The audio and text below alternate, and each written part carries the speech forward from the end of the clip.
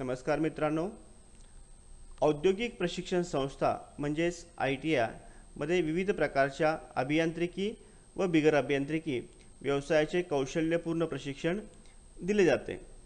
आज आपण अभियांत्रिकी गटामधील रेफ्रिजरेशन अँड एअर कंडिशनिंग म्हणजेच यांत्रिक प्रशीतन व वातानुकूलीकरण या व्यवसायासंदर्भात प्रशिक्षण कालावधी, त्यानंतर प्रशिक्षणादरम्यान शिकवला जाणारा अभ्यासक्रम आणि सदर व्यवसाय पूर्ण केल्यानंतर असणाऱ्या स्वयंरोजगार आणि रोजगार याच्या संधी याबद्दल माहिती घेत आहोत। Duration of course 2 year. Refrigeration and air conditioning हा जो व्यवसाय अभ्यासक्रम आहे याचा प्रशिक्षण कालावधी 2 वर्षाचा आहे। यामध्ये पहिल्या वर्षी personal safety, machine safety, tools and equipments आणि मेजरिंग इन्स्ट्रुमेंट, त्याचबरोबर संलग्न व्यवसाय म्हणून basic fitting, basic welding, basic electrical and electronics, basic sheet metal याचाही समावेश आहे। त्याचबरोबर रेफ्रिजरेशनमधील refrigerator, refrigeration methods, identify compressor testing, refrigeration system parts, electrical motor and starters, window AC आणि स्प्लिट AC याचा सुद्धा समावेश आहे। यामध्ये थिअरी आणि प्रॅक्टिकल या दोघांचं प्रशिक्षण दिलं जातं। प्रशिक्षणाच्या दुसऱ्या वर्षी कमर्शियल सिस्टम, त्यामध्ये commercial compressors, commercial condenser, commercial evaporator, expansion valve तसेच ब्लोअर्स अँड फॅन्सचा सुद्धा समावेश आहे। याचबरोबर water cooler, bottle cooler, deep freezer, visible cooler, ice cube machine, softy machine आणि आईस कँडी मशीनचा सुद्धा सिलेबसमध्ये समावेश आहे। त्याचबरोबर HVAC मध्ये सायक्रोमेट्रिक, डक्ट, पॅकेज AC, आता नवीन मार्केटला आलेल्या VRV VRF सिस्टम आणि कूलिंग टॉवर, त्याचबरोबर ऑटोमोबाईल AC मध्ये बस AC आहे, रेल्वे AC आणि सेंट्रल एअर कंडिशनिंग प्लांट। तर ह्या 2 वर्षाच्या दरम्यान रेफ्रिजरेशन आणि एअर कंडिशनिंगमधील सर्व डोमेस्टिक आणि कमर्शियल मशीनचा च्या सिलेबसमध्ये अंतर्भाव करण्यात आलेला आहे।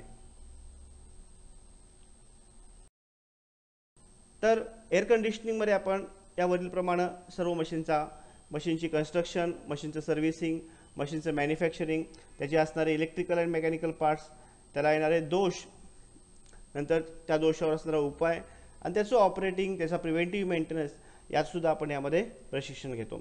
साधारणतः ह्या 2 वर्षाच्या कालावधीमध्ये आपण रेफ्रिजरेशन आणि एअर कंडिशनिंगमध्ये येणाऱ्या सर्व मशीनचे जे आहेत त्या मशीनची आपण या ठिकाणी माहिती घेतो किंवा त्या मशीनचा संपूर्ण सिलेबस जो आहे तो या 2 वर्षामध्ये आपण कव्हर करतो।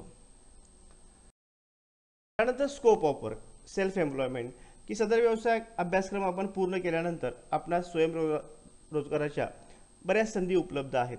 त्यामध्ये पहिली जी आहे ती manufacturing a machine as per customer requirement like bottle coolers, water coolers, deep freezer, ice candy machine and SPP machine.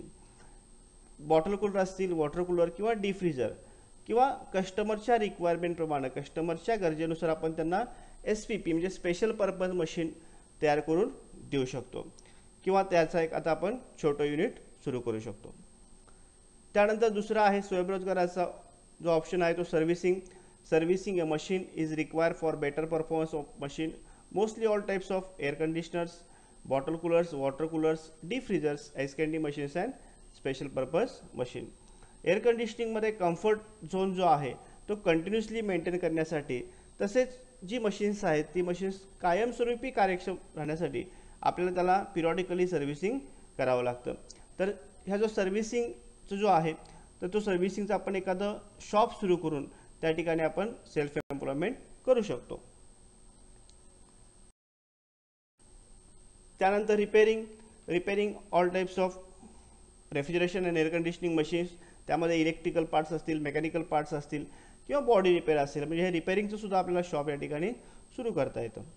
त्यानंतर installation of machines are required for better performance of machine, mostly all types of air conditioner, bottle cooler, water coolers, deep freezers, ice candy machines and SPP machines।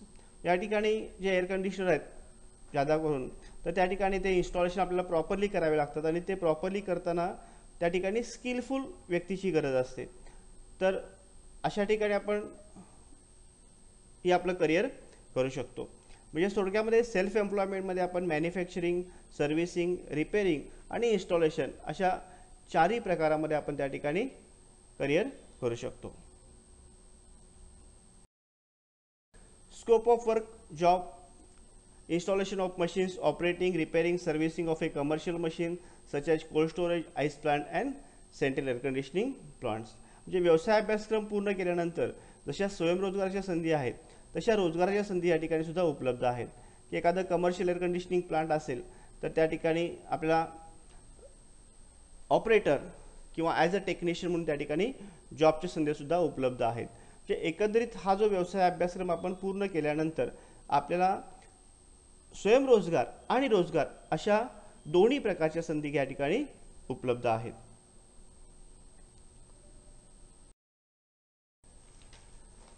सदर अभ्यासक्रम यशस्वीरित्या पूर्ण केल्यानंतर भारत सरकारच्या ministry of skill development and entrepreneurship यांच्यातर्फे NTC म्हणजे national trade certificates प्रमाणपत्र दिलं जातं. आता सदर अभ्यासक्रमासाठी जर आपल्याला प्रवेश घ्यायचा असेल तर किमान SSC उत्तीर्ण असणं आवश्यक आहे.